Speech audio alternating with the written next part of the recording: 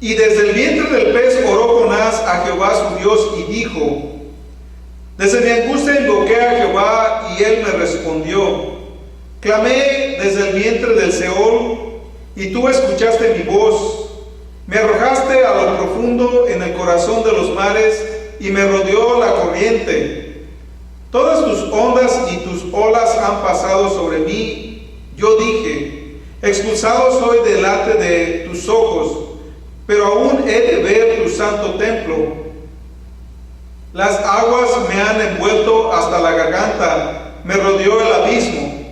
Las algas se enredaron en mi cabeza, descendí a la base de las montañas, la tierra echó sus cerrojos tras de mí para siempre. Pero tú hiciste subir mi vida de la fosa, oh Jehová Dios mío. Cuando mi alma desfallecía dentro de mí, me acordé de Jehová, y mi oración llegó hasta ti, a tu santo templo. Los que veneran las vanidades ilusorias abandonan su lealtad, pero yo te ofreceré sacrificio con voz de alabanza. Lo que prometí haciendo votos, lo cumpliré. La salvación pertenece a Jehová. Entonces Jehová habló al pez y éste vomitó a Jonás en tierra. Muy bien, queridos hermanos y hermanas, después de los anuncios, la lectura bíblica que abarca el último versículo de acuerdo a la mayoría de las versiones modernas y todo el capítulo 2, vamos a abarcar esta historia en dos partes. En el día de hoy simplemente nos vamos a enfocar en el último versículo del capítulo 1, versículo 17, y con esto estamos dando seguimiento a lo que ha sido una serie basada en el libro de Jonás. Ya lo hemos hablado en repetidas ocasiones. Creo que la temática es interesante porque la estamos enfocando basada en la situación actual que el mundo entero está viviendo y cómo Dios está llamándonos a un arrepentimiento, a hombres, mujeres, niños, jóvenes, ancianos, a toda persona que quiera escuchar la palabra de Dios. Entonces, basado en el libro de Jonás, quiero dar un pequeño resumen, y ese resumen tiene que ver que Dios llama al profeta, da una revelación. Creemos por otra profecía que se encuentra en el libro de Reyes, que no fue la primera vez que Dios hablaba al profeta Jonás, y sin embargo en esta ocasión el profeta, por sus prejuicios patrióticos, judíos y quizás otros, negó ese llamado. Entonces se rebeló en contra de Jehová y huyó, como sería en tiempos antiguos, hasta el final de la tierra antigua conocida, que era Tarsis, España. Se sube un barco y en el barco Dios manda vientos fuertes y crea una gran tormenta. Están a punto de naufragar, los marineros tienen miedo, se están preguntando unos a otros quién es el culpable. Entonces echan suertes y por medio de las suertes cae la responsabilidad de Jonás. Entonces ellos lo cuestionan, hacen un tribunal y finalmente Jonás se siente arrinconado, confiesa que él es el culpable, confiesa que él está huyendo de Dios, y entonces ellos intentan salvarle la vida tratando de remar, pero la tormenta era tan severa que no pueden, y vemos que deciden echarlo al mar. Y aquí es donde comienza esta historia, aquí es donde comienza esta parte de la historia, más bien dicho, con el título que vamos a estar examinando el día de hoy, que se llama Jonás en el vientre de un pez. Jonás en el vientre de un pez. Así es que esta historia quiero solamente enfocarme en esa sección, y como parte de la introducción introducción nos dice y nos reta de lo que vendría siendo un reto contemporáneo.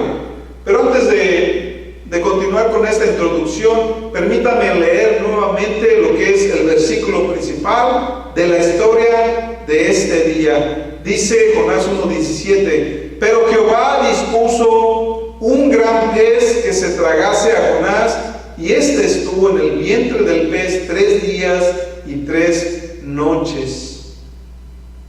De acuerdo a los críticos contemporáneos, sabemos que en los últimos 2 siglos, y más aún en este último siglo, los avances tecnológicos, industriales y académicos se han elevado. La mayoría de la gente ya hoy no es poco común que las personas vayan al colegio, a la universidad, que tengan estudios. Entonces, hay muchos críticos modernos que piensan o que creen que la historia de Jonás es como una leyenda antigua, porque hay cosas imposibles que van más allá del razonamiento humano.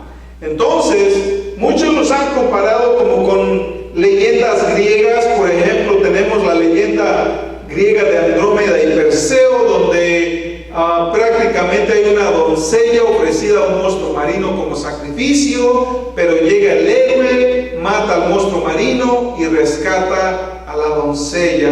Algo así similar por esta naturaleza. Y sin embargo, de acuerdo a este versículo bíblico, que por cierto aparece en la mayoría de las traducciones modernas como algo que es parte del último capítulo o del primer capítulo, pero que aún la mayoría de los comentaristas lo separan como si fuera el inicio del segundo capítulo. Entonces, vemos que en realidad el orden no tiene que ver, porque los que ordenaron por capítulos y versículos hace ya aproximadamente un milenio, tuvieron sus razones para hacerlo de tal forma, pero para nosotros lo que nos interesa es el significado, y que simplemente no se le quite o se le agregue a la escritura.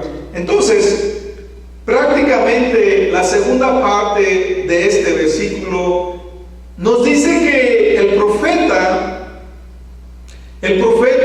en esta historia, específicamente en este versículo, es uno de los versículos más conocidos en toda la Biblia. Más conocidos en toda la Biblia. Y sin embargo, como lo estoy diciendo, hay mucha crítica en el mundo académico, en el mundo escolástico, porque muchos usan la lógica y el razonamiento para tratar de interpretar esta historia. Entonces, algunos, por ejemplo, en el mundo religioso, consideran que esta historia de Jonás es como pura alegoría. ¿Qué quiere decir con alegoría? Permítanme darles un ejemplo que se encuentra en Jeremías 51:34, que son historias de a veces animales, plantas u objetos que la Biblia le atribuye vida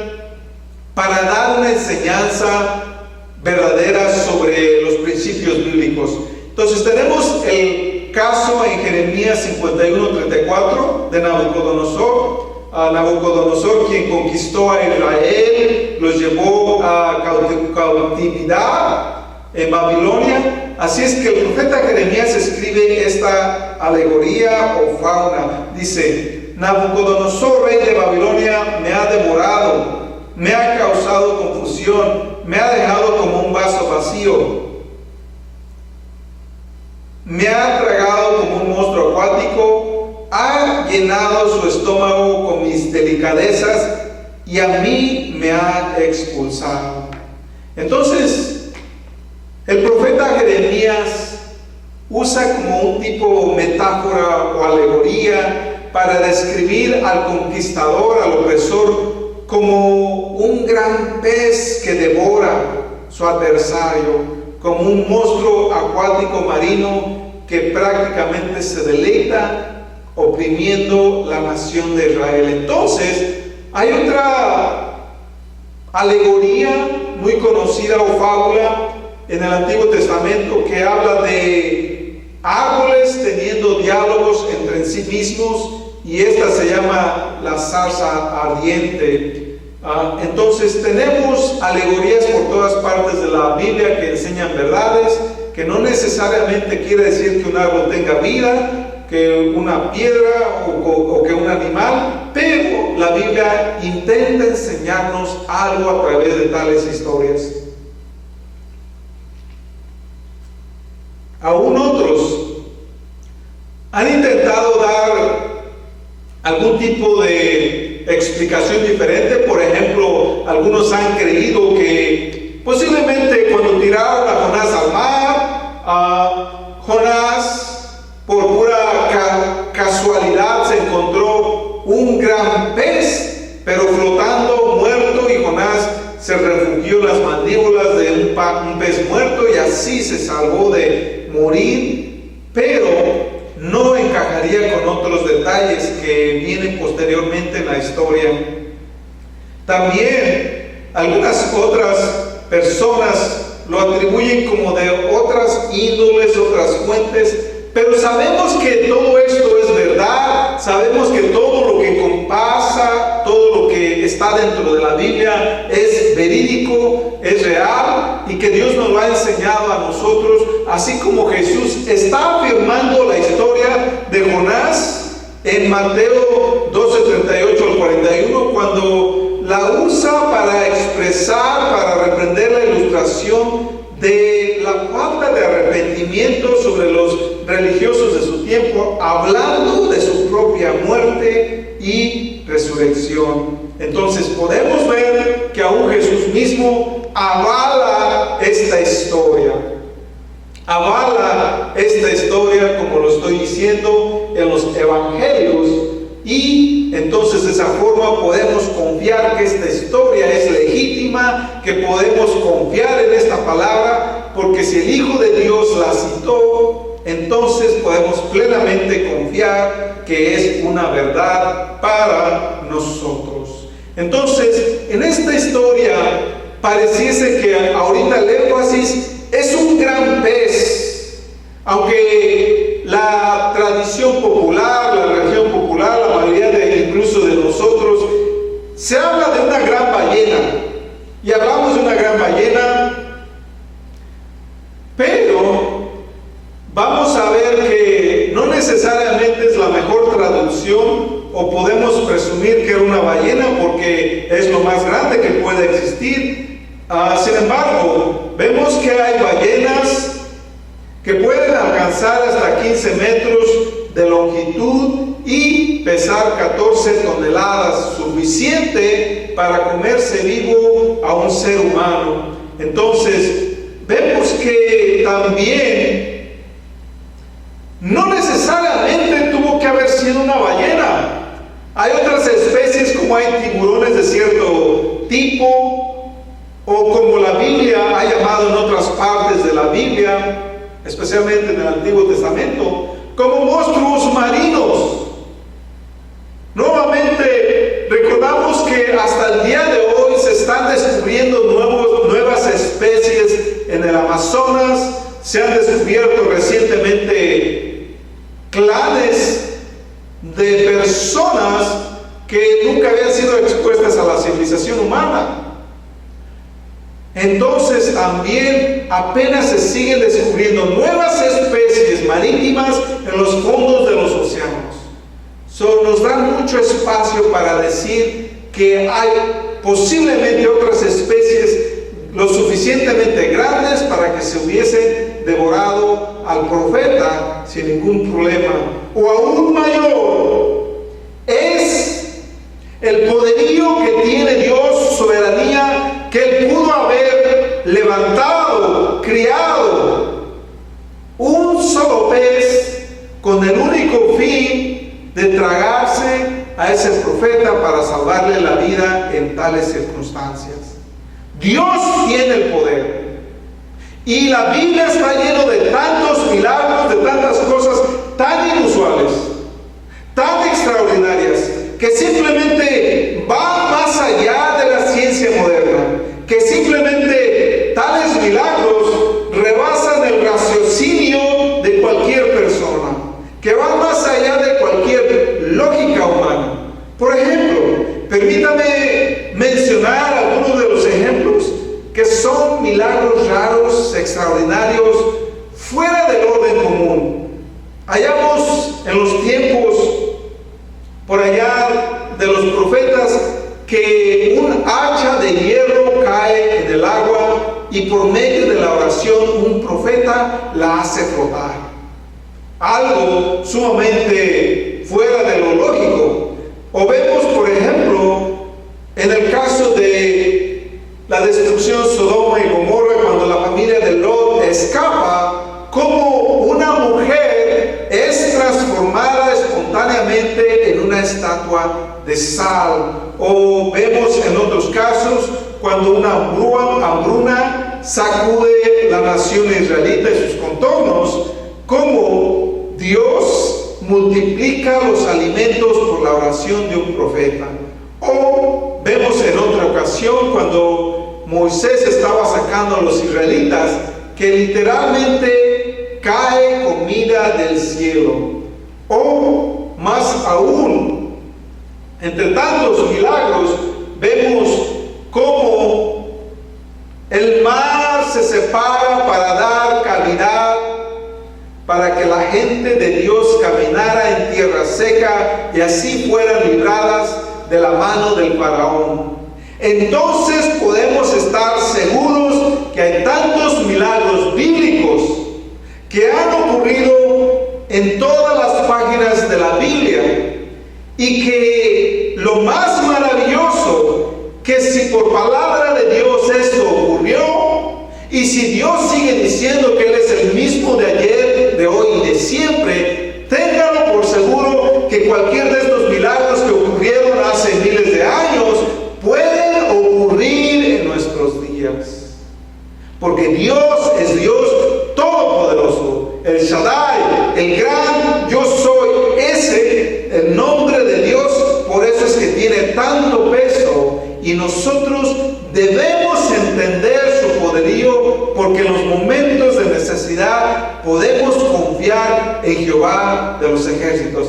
¿Qué le parece? Maravillosa promesa para todo cristiano, para toda persona que decide voluntariamente confiar en Dios, creador de los cielos y de la tierra. Entonces, en este versículo aparece 4 veces un verbo muy especial que se usa específicamente en el libro de Jonás para un contexto, pero que lo vamos a hallar también en muchas partes de la Biblia. Este verbo que estoy hablando es el verbo preparar o disponer, el cual se usa en Jonás 1:17, 4:6, 7 y 8, para decir que Dios es el sujeto de estas oraciones, pero que esto quiere decir que Él preparó a un pescado, que Dios preparó a un pescado, pero que también Él preparó o destinó o dispuso de un resino, de una calabaza que le diera sombra al profeta, pero también Dios preparó un gusano para que se comiese la planta, y de la misma forma Dios preparó un viento sofocante.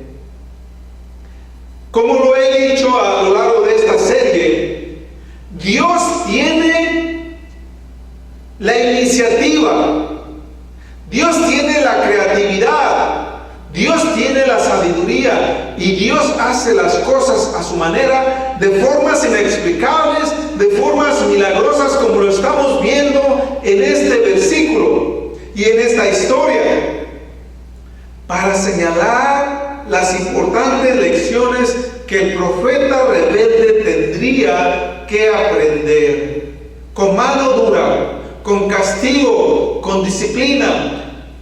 Y quiero que nosotros reflexionemos de la misma forma, porque hay veces que llegamos orillados por los problemas y las circunstancias, ahogados en la crisis emocional o espiritual o de cualquier otra índole, solamente para reflexionar en nuestros caminos de perversidad.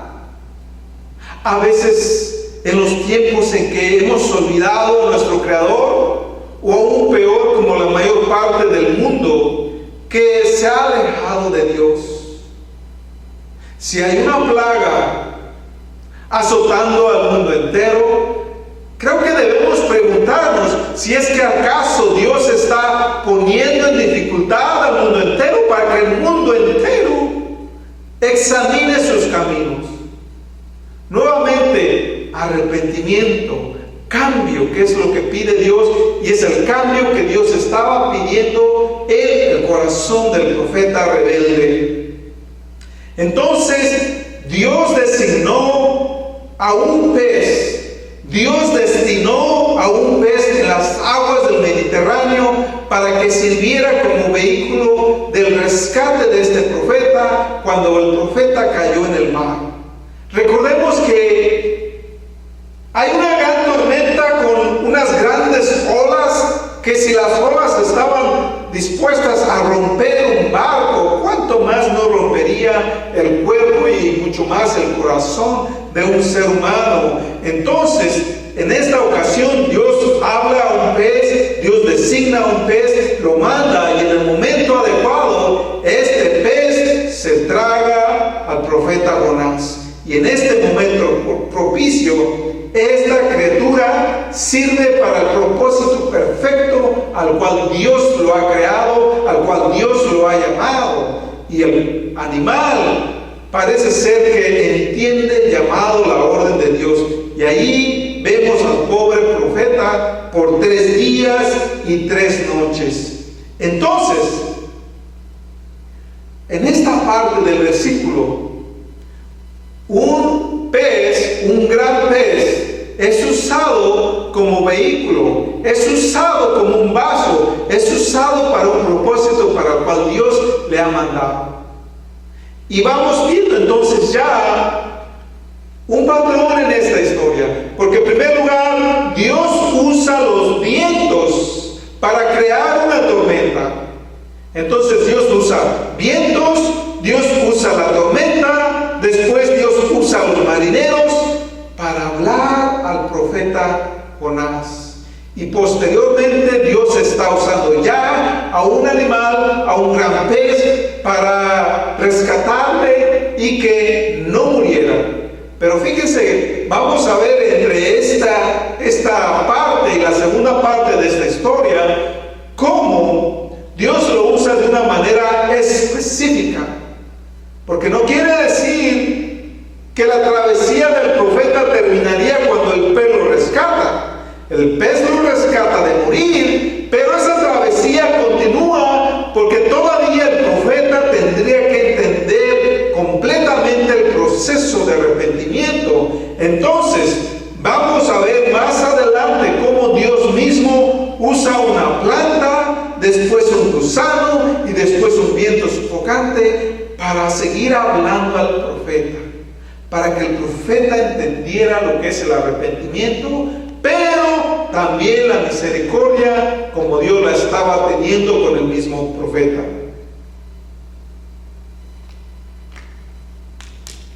Y aquí regresamos nuevamente para entender que algunas traducciones modernas, como la mayoría de la gente que yo he escuchado hablar de esta historia, se refieren a una ballena como aquella que se comió al profeta, pero en el idioma original, que es en el griego, Mateo 12:40, Jesús se refiere a este animal como ketos, que significa literalmente un pescado, un gran pez, o en el hebreo dag gadol, que se refiere frente a un monstruo marino.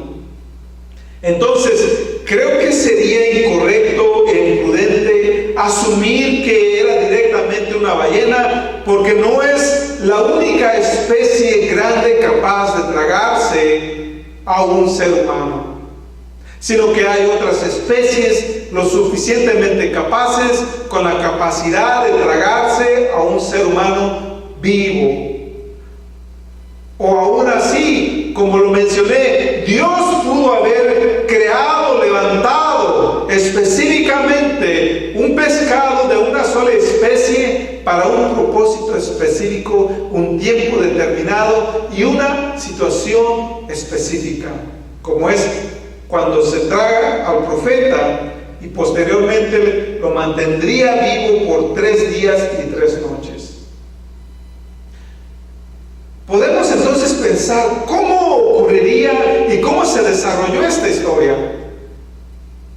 No es fácil, después que se haya entregado al profeta, estar vivo en el vientre de un animal. Por ejemplo, si ustedes han escuchado, hay por ejemplo algunas serpientes como el pitón, la boa, la anaconda, que han encontrado y se han tragado animales grandes, caballos, vacas, perros e incluso seres humanos. Algunos de estos no tienen dientes, no los mastican, no los parten, pero cuando se tragan a un ser viviente, su estómago tiene tanto ácido y el ácido es tan fuerte que el mismo ácido deshace la carne y los huesos de cualquier ser viviente. Entonces podemos imaginar cómo estaba el gran profeta, cómo sería, y aún el mismo milagro de mantener ese animal vivo a este profeta por 3 días y 3 noches. Entonces, esta situación se vuelve algo milagrosa, se vuelve algo inexplicable. Por eso tiene mucho auge, por eso tiene mucha fama. Pero vamos a pensar a detalle cómo se desarrolla esta situación, cómo está pasando al profeta, qué estaba pasando por su mente cuando los marineros lo arrojan al mar y el mar está en todo su apogeo. Podemos pensar cuánto tiempo pudo flotar en el agua agresiva. Yo puedo pensar fácilmente, había olas de 10, 20, 30 metros de altura. El agua tiene mucho peso. El agua tiene la capacidad, el potencial de matar a un ser humano con un solo golpe de una ola grande. ¿Cuánto tiempo pudo haber durado flotando el profeta, por mucho que se esforzara en nadar, en flotar? Pero eso le vamos a agregar que Israel no era literalmente una ciudad, una nación marítima.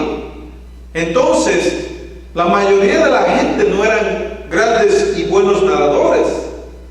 Podemos pensar cuánto tiempo flotó el profeta en esas aguas agresivas, o una vez que el profeta también, con el espíritu de querer desafanarse de situación, con el espíritu de desear más la muerte que la vida, porque no quería obedecer a Jehová. Entonces vemos, en cuanto el profeta se hundió, él habla en su oración que llegó a las montañas marítimas, al fondo del océano.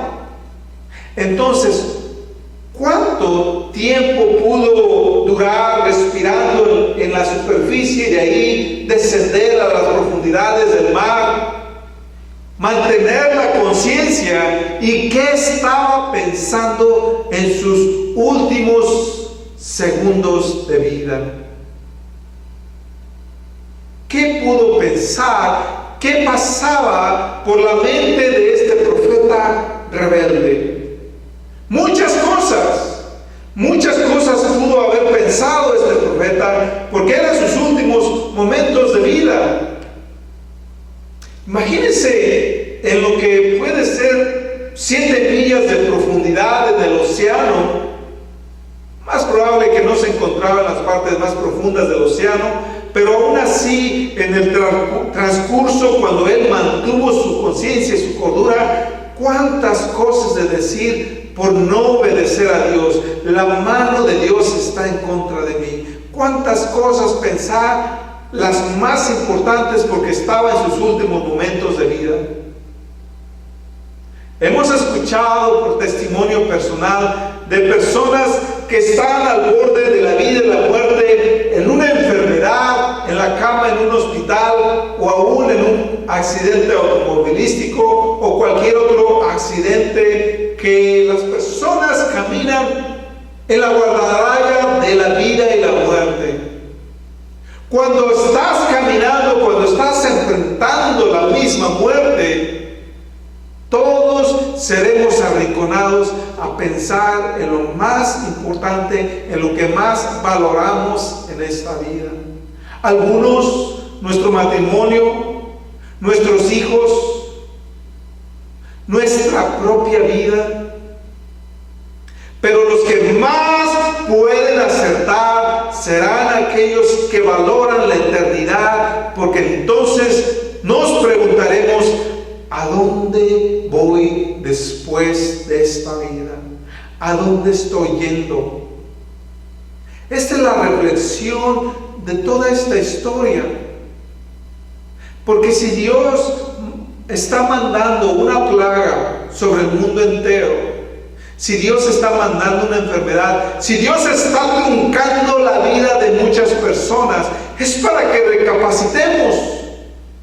¿A dónde vas a ir? Y sin embargo, así como mucha gente se ha rebelado en contra de las reglas establecidas por el gobierno estatal o federal, lo mismo pasa con las leyes divinas.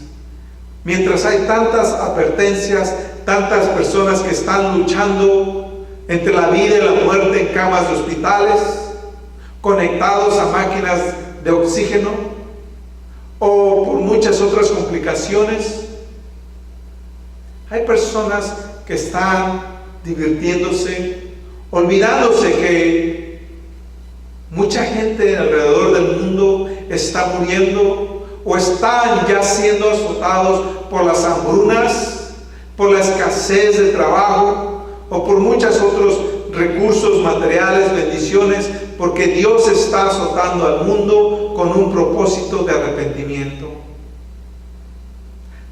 ¿Qué pensarás cuando tú seas enfrentado en esos momentos como el profeta Jonás se enfrentó en la vida y la muerte? Es algo muy interesante y que muchas las veces las personas no nos detenemos a pensar qué era lo que estaba pasando en la mente de aquel profeta moribundo en sus últimos instantes de vida. ¿Qué estaba pensando? ¿Qué estaba sintiendo? Yo creo que por el contexto de esta historia podemos especular fácilmente que él estaba deseando morir, porque una vez muerto estaría huyendo de los problemas de la desobediencia. Hay otros profetas que pasaron por la misma historia, deseaban más la muerte que vivir, y así el profeta de sus propios labios dijo repetidamente que deseaba morir. Pero vamos a ver que Dios no le concedió su milagro, que Dios no le concedió su deseo, sino que Dios tenía otros planes para este profeta.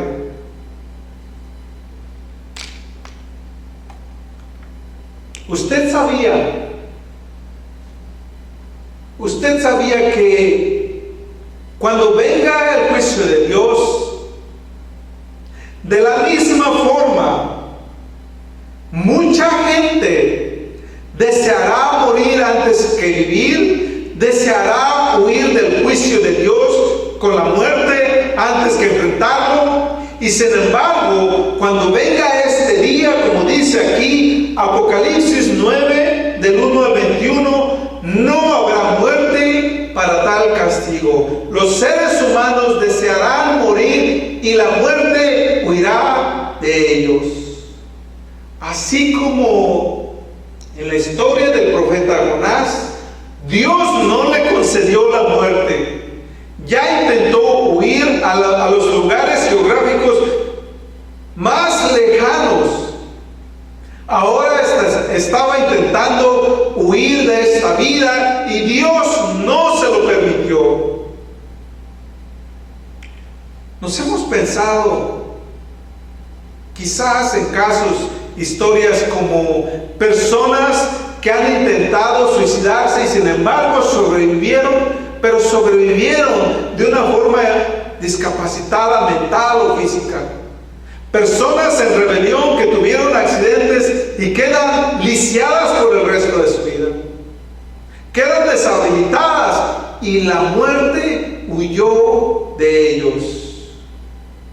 Queridos hermanos, pensemos en esto. Porque hay mucha rebelión en el corazón de la humanidad. Estamos huyendo de la presencia de Dios. Y cuando buscamos una salida rápida y fácil como el profeta, Dios dice, tienes que enfrentar las consecuencias de tus acciones. Tengamos cuidado con la rebelión que a veces se encuentra en nuestro corazón. Entonces, aquí en esta situación, Dios estaba tratando de enderezar los caminos rebeldes y perversos de este profeta, porque el profeta había caído en desobediencia. Y hablando de la desobediencia del profeta, vamos a ver que aquí hay una palabra que se aplica al profeta, porque Jesús dice que Él usa lo vil de este mundo para avergonzar al sabio. Y en esta ocasión vemos cuando Dios habla al profeta que conocía la voluntad de Dios y que desobedeció, entonces se hace un profeta rebelde, un sabio necio, terco, obstinado, pecador y rebelde. Mientras que ahora vemos en esta misma historia que Dios llama a un pez y el pez obedece y hace la voluntad de Dios. Y no solamente una vez, sino dos. Dios manda al pez que se traiga a Jonás en el momento y en el lugar indicado. Y Dios manda que el pez vomite al profeta en el lugar y en el momento indicado. Qué ironía de la vida que un hombre de Dios desobedece a Dios y un animal obedece a Dios. ¿No acaso nosotros como seres inteligentes pensamos que somos la nata, pensamos que somos el centro del universo y entre más estudios más sabemos, entre más dinero más valemos y subestimamos a otros seres humanos, subestimamos a cualquier otra especie viviente? Y Dios humilla la humanidad porque Dios nos está diciendo cuántas veces los animales son más obedientes a su creador que la raza humana. Vemos a un pez obedecer dos veces y obedece a Dios. O hay otros ejemplos como en Primera de Reyes capítulo 17, cuando Dios manda a unos cuervos a alimentar al profeta y ellos obedecen. O vemos en otra ocasión que Dios está hablando al profeta, el profeta no entiende, pero el burro sí entiende. Y humilla al profeta a través de un burro. Podemos ver entonces cómo Dios usa lo vil, lo menospreciado del mundo para humillar al hombre. ¿Cuántas veces Dios puede hablarte a través de un animal? Y nosotros estamos tan cegados en la necedad que no entendemos el llamado y la reprensión de Dios. Un animal es más obediente que nosotros. Y eso es una verdad. Es una verdad. Fíjense lo que dice el profeta Isaías, capítulo 1, versículo del 3 al 4. El buey conoce a su dueño y el asno el pesebre de su señor. Pero Israel no entiende, mi pueblo no tiene conocimiento. Cuando dice que no tiene conocimiento es que nosotros no queremos entender la palabra de Dios. No queremos obedecer a nuestro Creador. La creación, como dicen los salmos,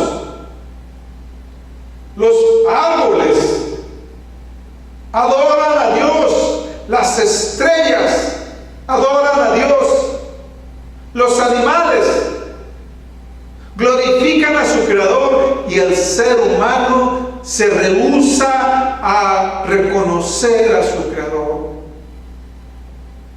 Podemos ver esta realidad, podemos ver la rebeldía, podemos ver cuánta infidelidad hay en el corazón de nosotros. Y digo nosotros porque somos todos nosotros que componemos la rebelión que existe en el mundo entero.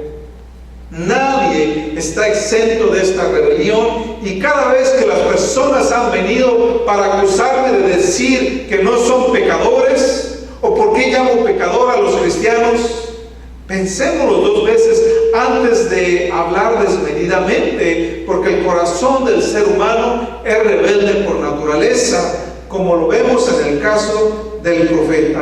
Así es que el profeta finalmente se arrepiente cuando pasa por toda una travesía, cuando desea morir, la muerte no le es concedida, llega al fondo, un pez se lo traga, y entonces dentro del vientre del pez, el profeta finalmente va entendiendo cuando está enredado en algas, en medio de ácido en un estómago, consciente, posiblemente sufriendo segundo por segundo, momento por momento. Y después de mucho sufrimiento, reconoce que ha hecho un mal. Reconoce que Dios es justo y Él es el pecador. Entonces, de aquí, del sufrir de un corazón contristado, de un corazón que ya ha sufrido por 3 días y 3 noches, nace un himno de adoración, una oración tan profunda como es la oración del profeta Jonás. Y finalmente, entonces, en el fondo de la crisis de este profeta, el profeta finalmente entiende la voluntad de Dios y se arrepiente. Aquí finalmente llega a todo el proceso, al fondo del arrepentimiento. ¿Nos podemos identificar con este profeta? ¿Cuántas personas llegan al fondo de este arrepentimiento en su lecho de muerte? En medio de un accidente, de una enfermedad, de una crisis. Y aún así, ¿por qué muchos reconocen temporal y provisionalmente el amor de Dios? Y al poco tiempo se les olvida la misericordia que Jehová tuvo contigo, conmigo, y regresan al pecado.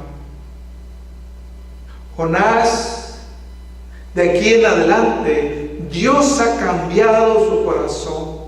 Y ahora a ti Dios te está hablando para que, si has llegado al fondo de una crisis, reconoce que nosotros sin Jehová no somos nada.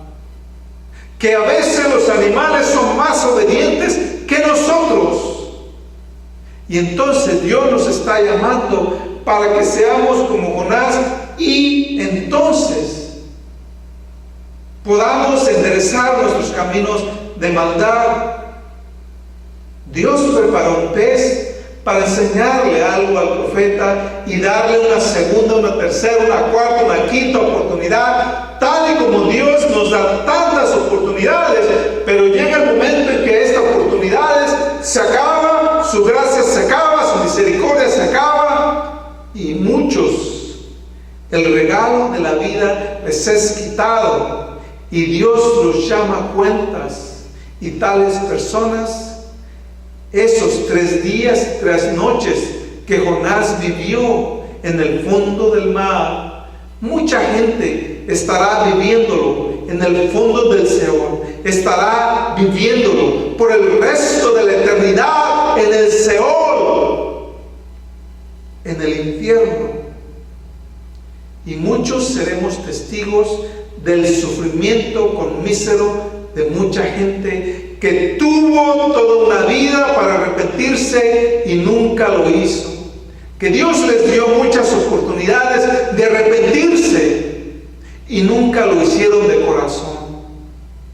Hasta el día que son llamados a juicio, y allí llorarán por el resto de la eternidad, pero será demasiado tarde, porque Dios les habrá quitado tal oportunidad. Mi pregunta para terminar el día de hoy es: si Dios te ha dado un propósito en esta vida, ¿lo estás cumpliendo? Si Dios te ha designado para un propósito, ¿lo has entendido? Si Dios ha preparado un pez para que te coma, si Dios ha preparado un problema para que te agobie, si Dios te ha mandado una enfermedad para que te enseñe, ¿has entendido? ¿O continúas culpando al mundo, culpando tu alrededor, culpando la situación o incluso culpando a Dios, pero no quieres entender por qué eres de cerviz dura? Dios nos enseña de una o de otra forma, porque hay algo que necesitamos mejorar, hay algo que necesitamos aprender, y Dios nos está llamando al final del día que cambiemos de corazón. Eso es lo que Dios nos está enseñando a través de la vida del profeta. Oremos. Dios Padre Celestial, enséñanos a ser humildes de corazón, enséñanos a entender, Padre, de ti, de tu voluntad, y a llegar al final del camino de necedad, Padre. Enséñanos a cambiar nuestras áreas del corazón, nuestra abstinencia, nuestra rebelión y nuestro orgullo, que te lo entreguemos todo a ti. Enseña a todos aquellos que están en rebelión, enseña a todos aquellos que están lejos de ti, enseña a aquellos que no nos hemos arrepentido de todo corazón, Padre, para venir delante de tu presencia. Y así como el profeta después de 3 días y 3 noches se arrepintió, así nosotros después de toda una vida finalmente reconozcamos y nos arrepientamos. Gracias, Padre, que estas palabras caigan en el corazón de todos aquellos que reciben esta enseñanza de buena gana. Te lo pedimos y te oramos en el nombre poderoso de Cristo Jesús. Amén, amén y amén. Queridos hermanos, que el Señor los bendiga, y primeramente Dios, nos vemos el próximo domingo aquí a las 2 de la tarde. Bendiciones.